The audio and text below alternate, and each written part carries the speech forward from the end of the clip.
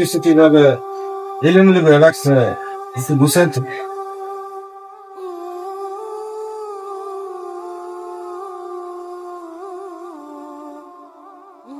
তানভীর সন্ধ্যা দিকে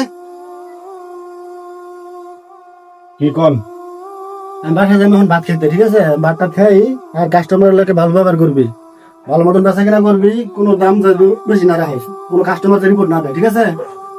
আরে বলছি কোনো ব্যাপার হইলো, আপনি নিশ্চিন্তে বাসায় যান, আমি সব সামলাই নেব। আর এই যে খাতাটা দিলাম, এই হিসাবটা ঠিক মতন রাখিস। আচ্ছা ঠিক আছে, যান আপনি নিশ্চিন্তে যান।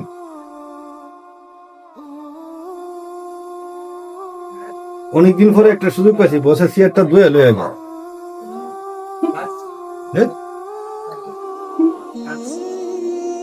এত রাত্রে দোকান কি খোলা পামু? এই যে একটা দোকান খোলা আছে, দেখ কি অবস্থা। ভাই ডিম আছে?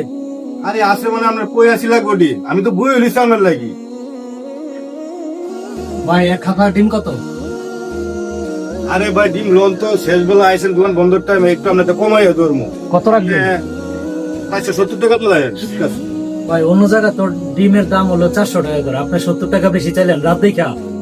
আরে ভাই নিলে নেন, না নিলে জানতো। আর এত রাতে দোকানে বয়ে লইছি, আপনি কোন অন্য 400 টাকা, আমি 70 টাকা বেশি রাখি, না নিলে জানাম না।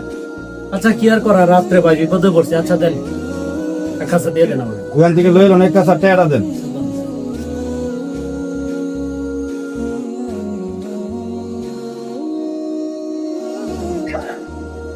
কিরে কি অবস্থা? এটা কিনা করছিস নাকি কিছু? হো বস, একটা কাস্টমার আসলে এক কাছে ডিম বেচছি। কত বেচছিস এক কেজি ডিম? ও সুযোগ পেয়ে একটা কুক দিয়েছি, 470 টাকা বেচছি এক কেজি ডিমের দাম। 470 টাকা হচ্ছে ডিম? তুই কি করছিস এটা? ডিমের দাম তো 360 টাকা। তুই দোকানের বদনাম করে লাইতেছ। তিলে তিলে কর আমার এই দোকান, 20 বছর ধরে আমি দোকান করছি।